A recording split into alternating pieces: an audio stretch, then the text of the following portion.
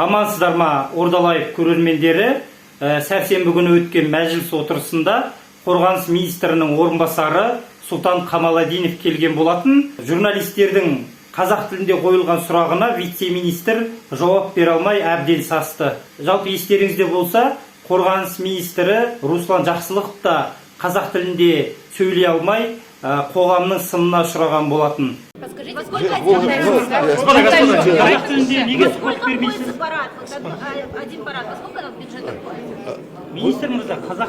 Вы знаете, патриотизм заключается не только во владении государственного языка, а в своем образе жизни и образе мышления. Когда вы ко мне придете,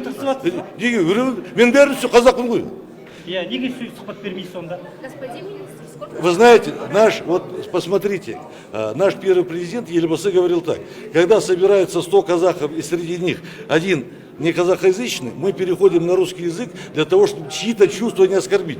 Поэтому, когда мы с вами будем один на один разговаривать, қазақша сөйлейік, жарай ма? Қорғаныс министрі болсын, немесе оның орынбасары болсын, қазақ тілінде сөйлей алмай жатқан кезде Карл Маркстың мына сөзі еске түседі. Карл Маркстың айтуынша, өз тұрып жатқан елдің тілін білмейтін адам қонақ болуы мүмкін, яғни болашақта басқа елге қоныс аударуы әбден мүмкін. Екінші, ол ақмақ болуы мүмкін, яғни тілді үйренуге қабілеті жетпейтін. Үшінші, сепаратист болуы мүмкін. Біз айтып отырған азаматтар осы үш топтың қайсына жатады?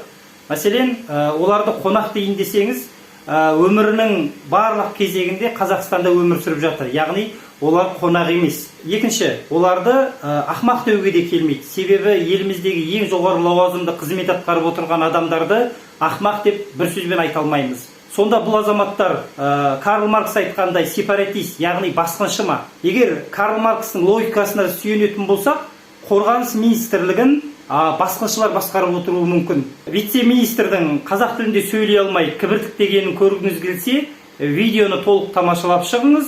Сондай-ақ каналға жазылып, қоңырау түймесін басуды ұмытып кетпеңіз. Қоңырау түймесін бассаңыз, біздің жаңалықтар сіздің алдыңыздан әркез шығып отыратын болады. Бұл әскери мүліктер бізде артық қолданбайтын мүліктер.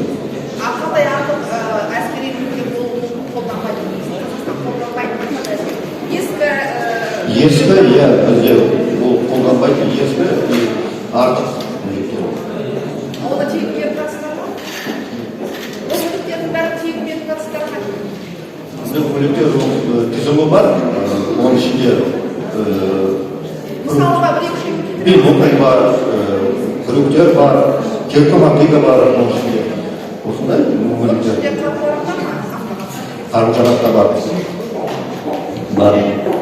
Оқ дәрі бар, қару-жарақтар, автомат, пистолет, осындай бар. Тегін берді? Тегін ғой? Тегін. Тегін, ол тегін. Бізде бар ғой, батыс қолбасшылық бар, оңтүстік қолбасшылық бар. Неге солтүстік қолбасшылық жоқ, солтүстік Қазақстан облысын қорғайтын Ресейден?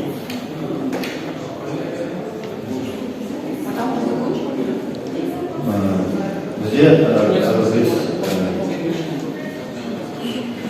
ең қауіпті бізде оңтүстік.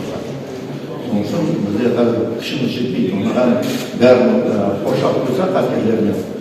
Ondan kaça adamı Өзбекстан шабуыл жасай ма, Қырғызстан ба? Ондай біз қарастырмаймыз. Жоқ, Ресей мәселе екен. Біз қарастырмаймыз ондай сұрақтар. Бәрі достығымыз арасында жаңағы шекара бәрі демаркация өткізілген. Мәселен, Ресей мен Украина дос болып келді да, күні кешеге дейін. Мәселен, қазір соғыс басқыншылық жасап жатыр да. Ресейден бізге қауіп төнсе, бізде солтүстік қанатымыз жоқ. Бұл ертең қауіп болмай ма бізге? Оған қалай жоқ болады. Бұл солтүстіктен болады. Мүмкін бәрі мүмкін. Бірақ біз бір недеміз, ОДКБ деген. Қазір сол организация, соның үшін біз маған қарсы қылмаймыз. Неге біз бүгінгі күнге дейін көршілеріміз бүгінге әлсіз бе? бүгінгі күнге біздің өзіміздің әскерлеріміз әлсіз бе? неге оларға біз сенуіміз керек? Сенуімізді соларға керек.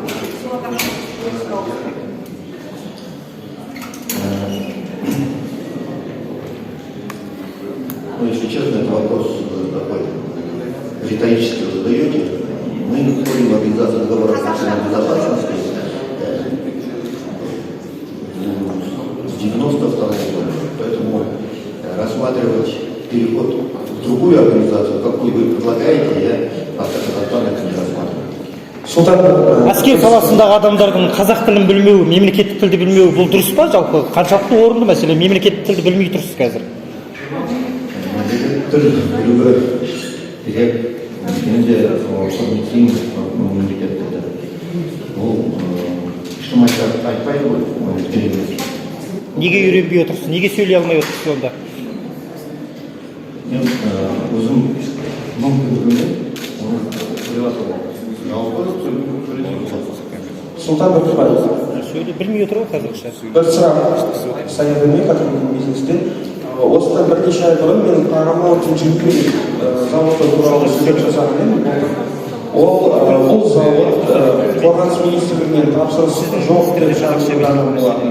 Алған барыс Білмегенсіз. қалай естіді? Не естіді?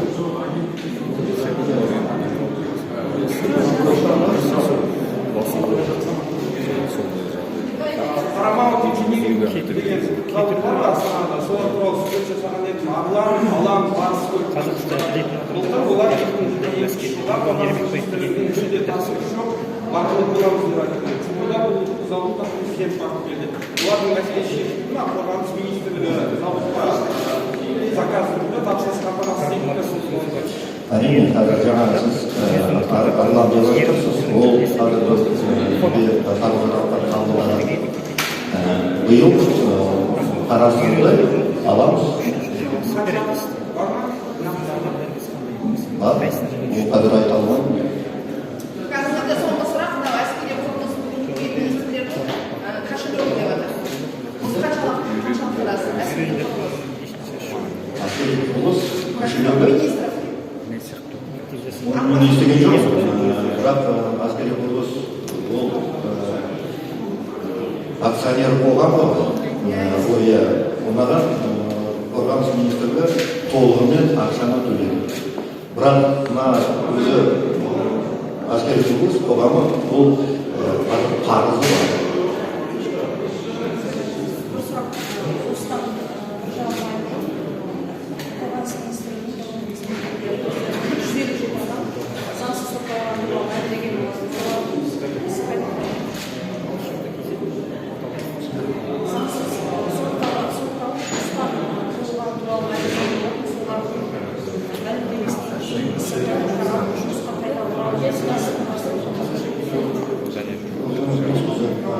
Правовое государство, только согласно закону. Если суд их оправдает, снимет полностью все обвинения и выйдут, то, конечно, будут рассматривать, но пока это не произойдет. Айтыңызшы, мына Маңғыстаулық сарбаз Әлібек Қалбайдың өлімі бойынша ұсталған әскери қызметкердің анасы Тоқаевқа үндеу жасады жақында. Менің ұлым кінәлі емес деп, оны нақақтан нақақ жала жауып отыр деп. Осыған қатысты не айтасыз? Қазір осы іс бойынша қандай тергеу амалдары жүргізіліп жатыр? Қорғаныс министрлігі тергеу өткізілмейді. Тергеу өткізеді ішкі министрлігі. Соның үшін олар нәтижесімен сізді хабарласып береді. Султан Бакырбаевич, еще один вопрос последний. Скажите, пожалуйста. Давайте жить будем, ладно? Зачем перейти крайне? Жоқ, осы әскери орындардағы әлімжеттік жалпы қалыпты жағдай ма сонда? Оған дейін сіздердің қызметкерлеріңіз ана Әлібек Қалбайдың өлімі бойынша сұхбат берген кезде, сап түзеген кезде әскерилер, жаңа сарбаздардың көбісі естен танып құлайды дейді. Бұл қалыпты жағдай дейді. Сонда бұны қалай түсінуге болады? Олар медициналық куәландырудан өтпеген ба, денсаулығы нашар ма, жоқ әлде оларды ұрады деген сөз ба? Қалай сонда? Жаңа жауап берген ғой. Қазір тергеу өткізіп жатыр, нәтижесін көреміз, онда хабар береміз.